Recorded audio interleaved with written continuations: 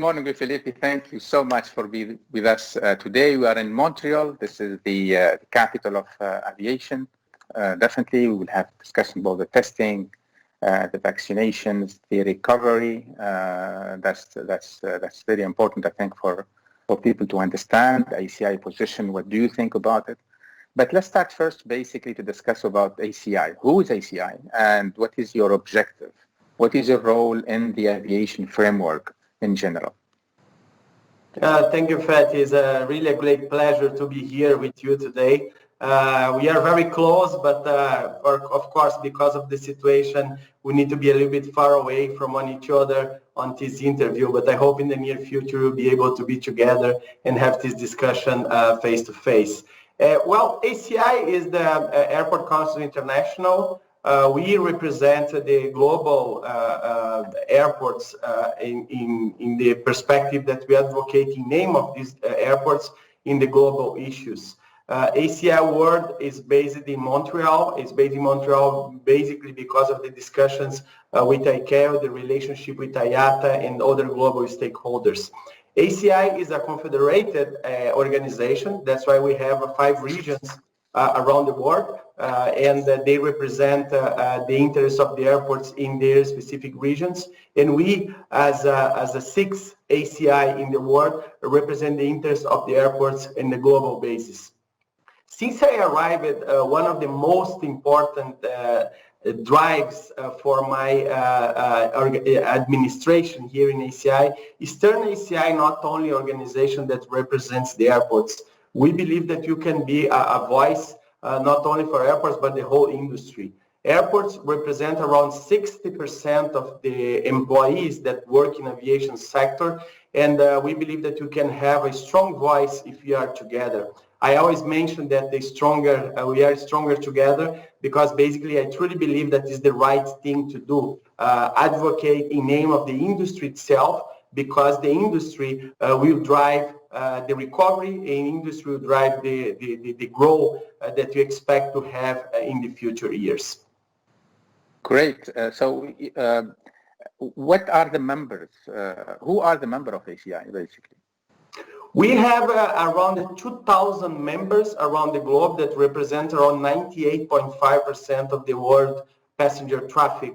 That's why basically we have almost all countries in the world with one representative in ACI, and in terms of the traffic, we almost cover the totality of the traffic of the airports and the traffic of the passengers around the globe. We have members from small airports in different locations of the world, from small islands in the Pacific Ocean to big airports like Heathrow, like Atlanta, and others. That's why we comprise the whole spectrum of the airports around the globe, and these 2,000 members are very well represented in our board, that we have around 30 members from different parts of the world according to the traffic of the regions. That's why we have members from Africa, members from Latin America, North America, Europe, Asia Pacific, and Middle East, very well represented to drive our discussions in our decisions in terms of the future of the airports and the future of aviation in the world. Perfectly, Felipe. So basically you have connection as well, or you have to work with ICAO, and IATA to coordinate, right? Could you explain a little bit more about this coordination? Like what kind of leverage you have, or how you work together within, with ICAO and IATA? Yeah, I not mention only ICAO and IATA. ICAO is the biggest partner.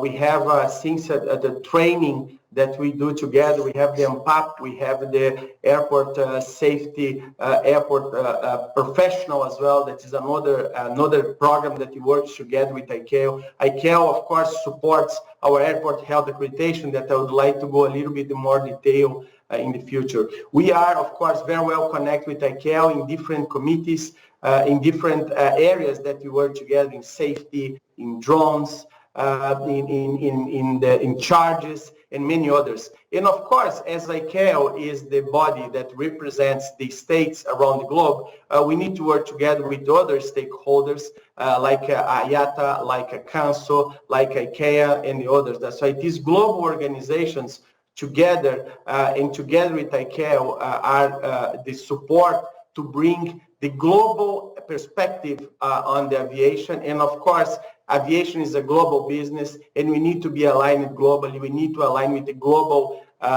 standards to improve the safety, to improve the aviation sector around the globe. 2020 was basically one of the worst year for aviation business, and the reason, of course, obviously, is the COVID, this worldwide pandemic, the COVID-19. Could you explain the impact, on the airport business? What exactly the impact in terms of the job losses, basically, or maybe loss of revenue, traffic? Could you have facts on exactly the impact of the COVID on the airport business? Yes, the word unprecedented was very well used in different of my presentations, because we really had an unprecedented year. Aviation was growing in around 5% during the last 10 years, and we had a great opportunity to continue to grow. And more than a year ago, our biggest issue was how we can cope with the infrastructure of this growth. And suddenly the COVID comes and changed drastically everything. Last year, the airport lost around 6 billion passengers globally. That is around 65% of our passengers. And of course, that reflects in the huge losses for the airport industry. We lost last year around $112 billion. And of course, that affects our ability to continue to doing business if you don't have the reestablishment of the aviation sector in the short term. The infrastructure that we provide needs to continue active, and because of course the cargo flights are coming to transport people, to transport medicines, and to transport now the vaccines as well. That's why we need to be active. We need to continue to work in the safe environment, and that of course make us a very important element of this recovery process.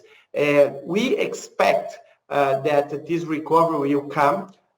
For now, we expect the domestic markets, as you see around the globe, are recovering a little bit faster than the international markets. Yesterday, I was watching an interview with Alan Joyce in Australia, and basically they already have a huge number in terms of the domestic traffic that is recovered. We see the same in China, we see the same in Japan, in Brazil, in India, in other countries as well. That's why basically we are seeing the domestic market will recover a little bit fast in 2023, but the international markets, because of the travel restrictions between the countries and among the countries, are very damaged, and we expect to have the recovery of these markets at the end of 2024 and maybe only in 2025. That's why it's a long way to recover. And as you mentioned before, we need to work together.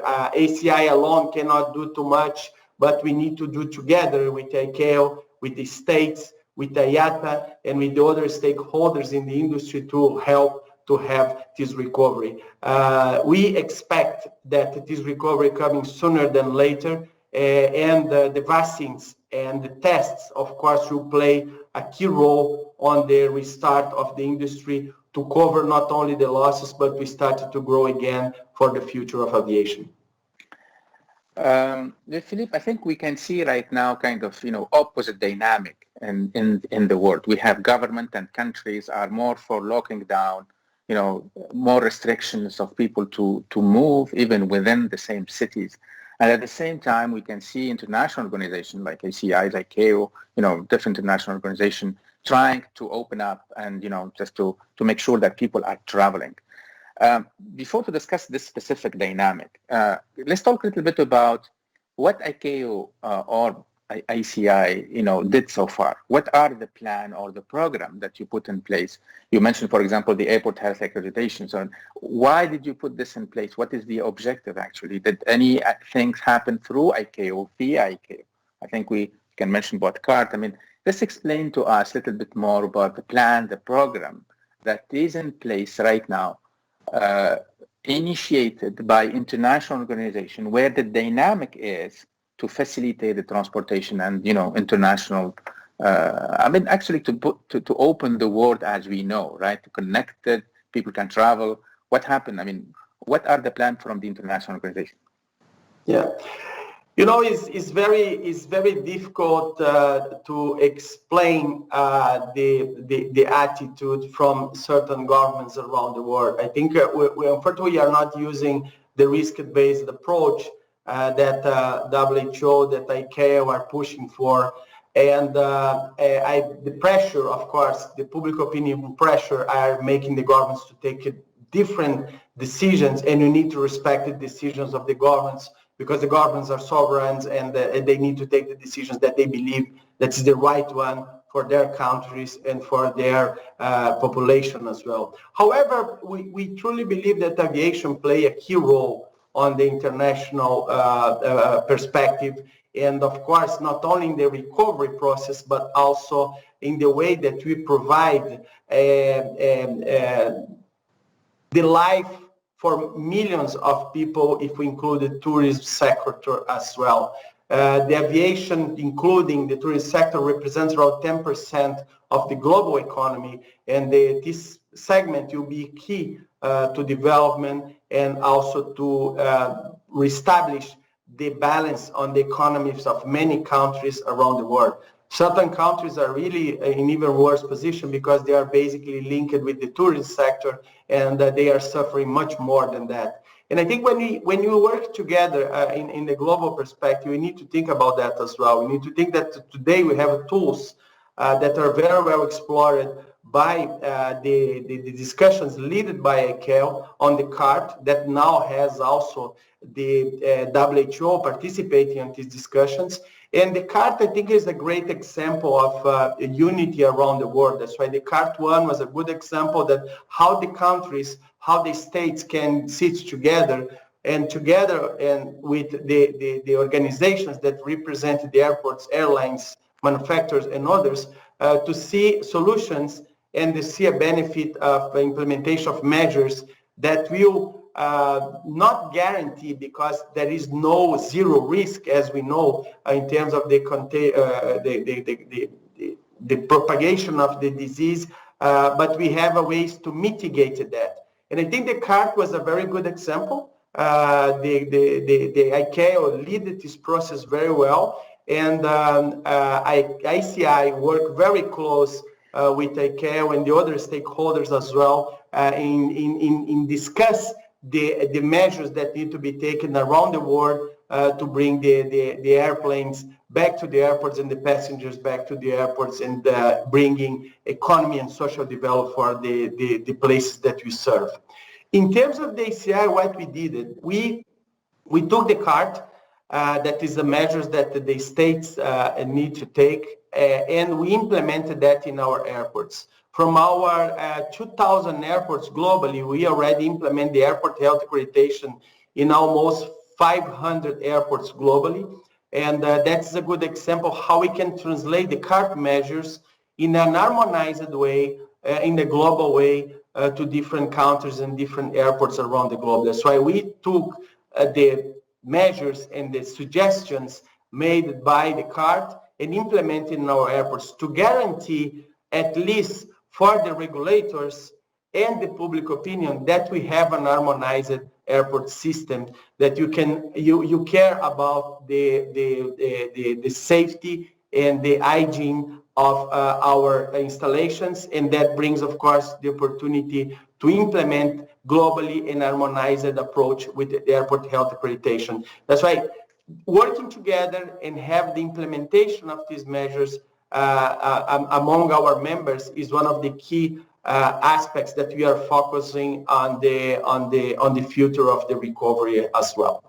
Some people are saying, yeah, we appreciate the airport health accreditation, for example, of CART. We can see things moving, but there is no impact on the real traffic. I mean, countries are not taking this, considering this. People, some of them are saying they don't taking this seriously. Others, they say, it's like completely disconnected from the reality. how do you answer to that? I mean, what do you think about this criticism or, point of view?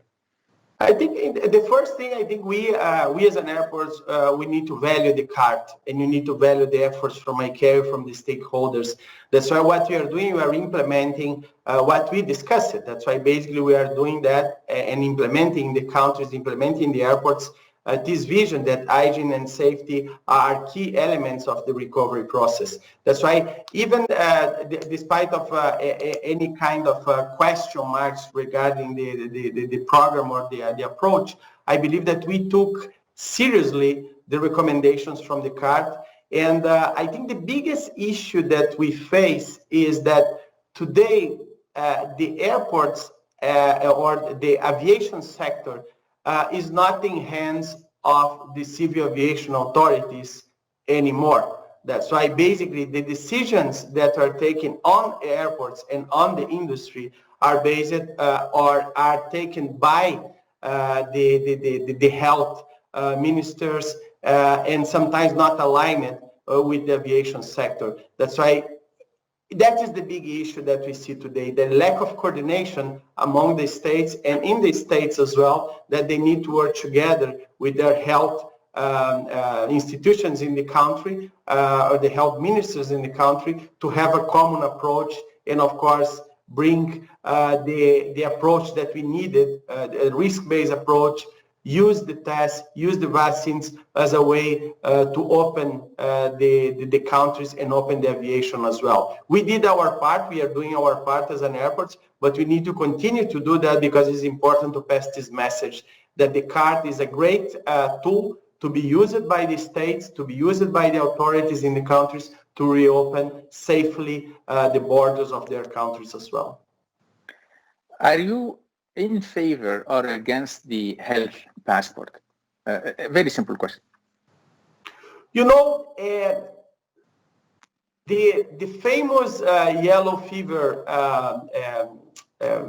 vaccine certificate is something that have been used for many years. And the COVID brings us a different perspective.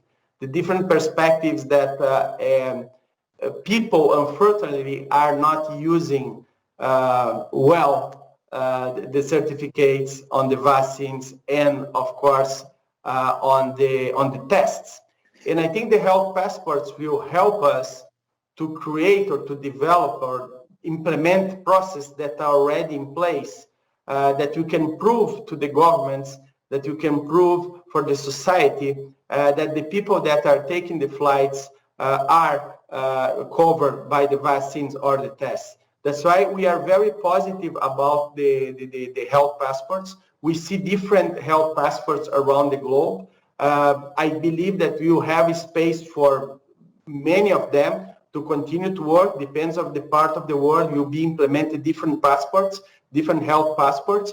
And the main point for me is the interoperability of these passports, because the passengers cannot have 10 different apps in their mobile phones. That will be very confusing for the passenger, for the governments as well. That's why the interoperability of these systems are very important. We see, for example, the Common Pass, one interesting approach they have is that they are not only a pass for the travel sector. They included many different players on the market, like a cruise, like concerts, like hotels, and that, of course, will bring the whole community involved on that. That's why we are very positive about the advancement of health passports like a Common Pass, like a IATA travel pass, that is something that is linked with the airline industry and with the knowledge of the IATA behind that as well. However, we truly believe that the health passports need to be interoperable. That's right. It's the only way that the people will use, the government will recognize these passports, and it will be easy to travel. Because the only thing that you don't want is create another barrier for travel, you know. And in addition to that, we need to still continue to use paper certificates in certain way, because believe it or not, a lot of people in the world still doesn't have mobile phones. And that is the reality. The travelers need to be considered as they are, and they don't need to be considered only in one way, that is everybody has a mobile phone to use that. That's why we need to have the flexibility as well to have the health passports originally in paper, and also the health passports that will be used in the apps that will, of course, turn the travel smoothly and better. Why not ACI taking the lead actually on this kind of initiatives like a common pass, for example? When it comes from ACI or it comes from international organization, it brings a little bit more weight or given more confidence maybe to government than it comes from the private sector in some cases. So why don't you take the lead on this kind of health passport or any way of doing this in app coming from ACI? What do you think? To be honest, I believe that we already have some very good tools in the market. That's why for us to start to develop something from the scratch is something that won't help. I think we need to work together to use the ones that are already in place, because there is a lot of people trying to make profits behind these health passes, and it's not the intention. The intention to implement the good ones, the intention to implement the good ones that will be able to help the industry to recover. That's why it started something that is already exists is something that doesn't make any sense. We have, of course, with the crisis, we reduce our size, we have less resources, and we need to focus in the areas that are really important for our members and they're really important for the world in terms of this recovery. And we believe in this area, like a common pass, like a IATA pass, and some others, are the ones that are leading the industry in that direction. And for us, we need to support them and make that happen. That's why basically what we will do and what we're already doing, we are supporting the governments to implement that measures that need to be taken to implement the digital health passports. And I think that is the right way to do rather than create a new one. Supporting the industry in this time is also work together. And work together means support the good things that already have in the market, independent if they have the ACI brand or not. To be fair and accurate, I think Common Pass is a non-profit structure. So just to be accurate here. So what is the recovery plan we have right now? How do you see the 2021? How do you see 2022?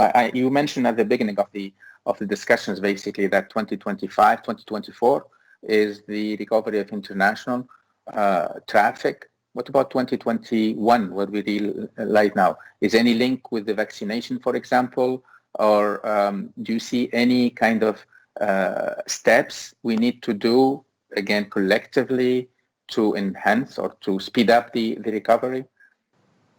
Well, it's very difficult to tell because I remember some interviews I did last year. In March, we are talking about the recovery in the last June, July, that everybody was talking the summer. After that, we start to talk about the end of the year because of the Christmas and New Year.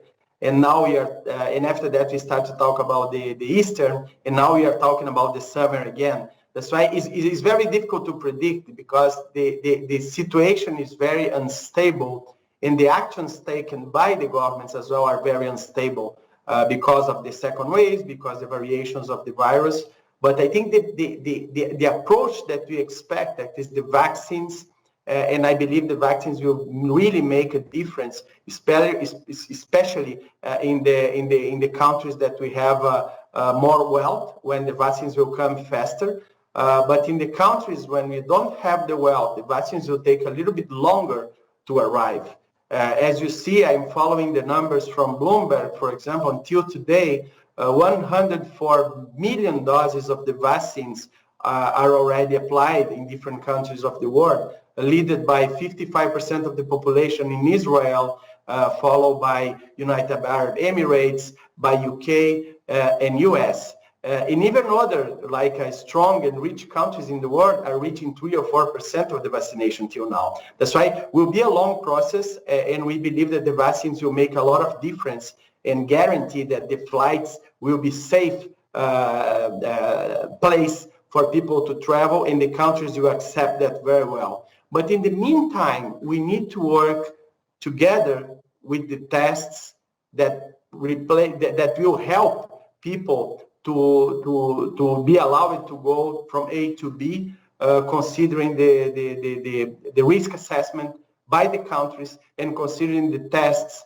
are a key element to allow the people to travel again. That's why during a certain period of time, at least for the next 2 years, I really expect that the countries accept tests and vaccines as a way to have the people, allow people to travel, especially in international perspective.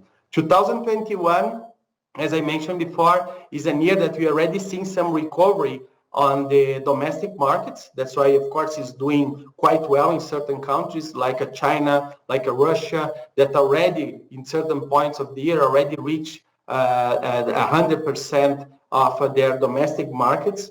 We're seeing grow in different parts of the world in domestic market because people want to travel.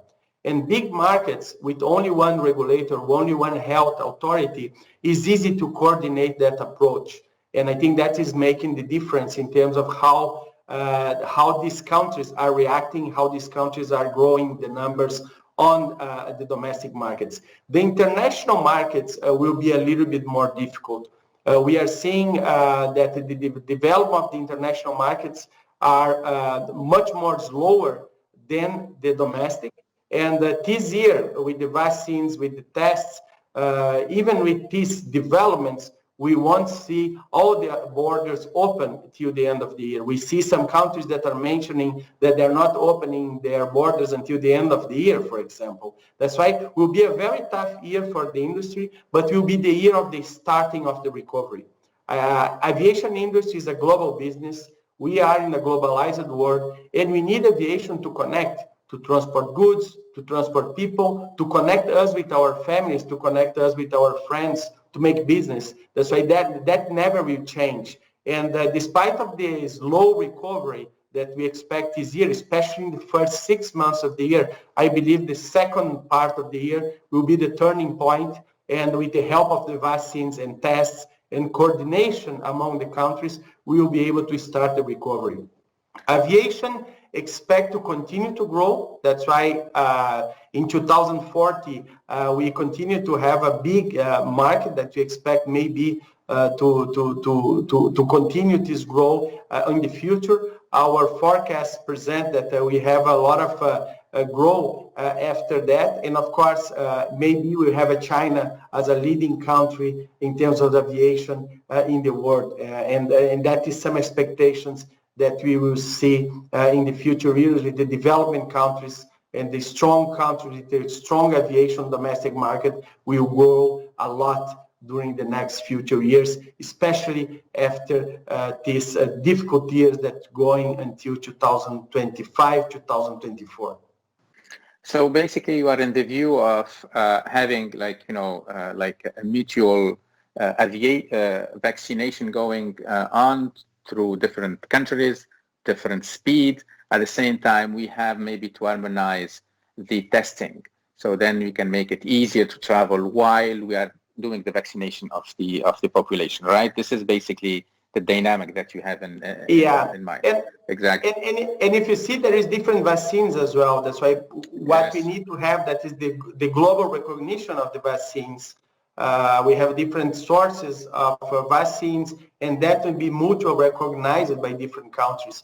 Because if you have a vaccine in one country, this vaccination need to be recognized by a different country as well. That's why that is a process that we are learning, and with support from WHO and the support from ICAO, we believe we get out of the CART 3 now with certain good recommendations for the countries to help them to reopen the process, including travel corridors, including tests and vaccines, and of course includes the use of the health passports as well.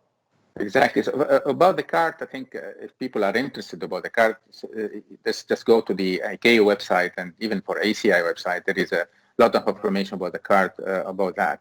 So basically harmonizing or recognizing the vaccines, the different, branding of vaccines, let's say the testing as well. People, the countries have to recognize and to make it easy for people to be tested. And then, if I understand well, basically, actually, the aviation business, we went through different crises before, but after the crisis, we come back to the same, same line, same growth. And I can hear well by 2040, we will be back to the same, the dynamic or the same number of passengers flying at that time. From now to then, what is ACI? How ACI will evolving on that? Do you see yourself like basically staying, representing the airport members? What are the challenges that you will see? Of course, we learn right now with this COVID. So basically, I think this challenge will stay there, will stay in our mind, at least for the next generation. Do you see other challenges that we have to cope with? What do you think about the privatization move that we were seeing before this COVID? Is that think it will continue? What is your sense of how do you see the future basically for ACI within the airport, within the aviation business? Well, thank you. It's a very, very interesting question. We see different parts of the world with the privatization of the airports in a very strong way. And we have members that are state-owned, and you have members that are private-owned, and both of them are working very well in terms of the way they work. In this crisis, of course, the state-owned airports have the direct support from the governments, but we are not seeing, for example, the strong support from the airports are in the hands of the private sector. We see a lot of bailouts and support for the airlines, but unfortunately we are not seeing that for the airports in the private sector. I don't believe that will change, and that will change the appetite for the investments in the airport sector in the future, because it's clear that we need to go further as an airports, because we have a new challenge that will come through in the future. That's why in the few years we are talking again about the infrastructure that we need to cope with the growth of the aviation.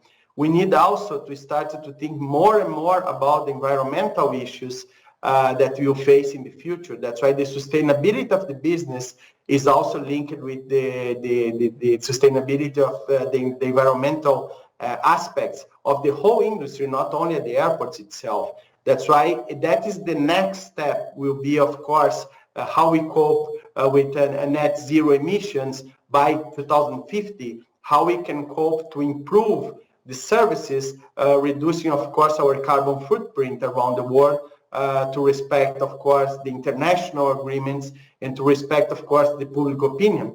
And that will be the great challenge that we have in the future. If you analyze in the past, September 11 generate a lot of changes in our airports and the changes in our culture. That's why security starts to be a key element and will continue to be.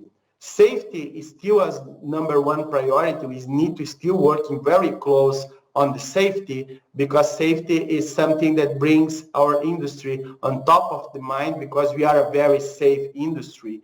However, the hygiene and hygiene measures that we need to implement in our airports will continue, because I think that is a learning process that we had, how we deal with the future pandemics. We are not in the last one. I hope we never have some pandemic that really affected us so drastically as we had. But I think the learning process, the lessons that we learned with this pandemic, we need to continue to be implemented in the whole aviation sector, because that will help us to continue to grow and to be, of course, more prepared for the future. And in addition, as a last point, I believe that the technology will play a key role. That's why AI, biometrics, and others, touchless process will be very important on the future, and I think that will expedite a little bit the implementation of these measures by the governments, by the airports, and by the airlines to reduce the contact from person to person in the process of the boarding, in the process of the check-in, in the process of the pass through the immigration as well. And I think that will be the future as well. The implementation of new technologies and technologies that already exist will, of course, make a big change in our way to travel. We start seeing a lot of seamless travel, where people traveling without touching anything in many airports in the world, and we see them even as if they are more ready right now to deal with this COVID situation than other airports where the dynamic or the experience is different. Felipe, thank you so much for your time. It was a pleasure talking to you. It was very enlightening, actually, discussions. Thank you so much, and I hope we can meet in person very soon. Thank you so much. Thank you. It's a pleasure to talk with you. And as you mentioned, hope in the near future we'll be able to have these discussions face to face. Thank you very much. Thank you, Felipe.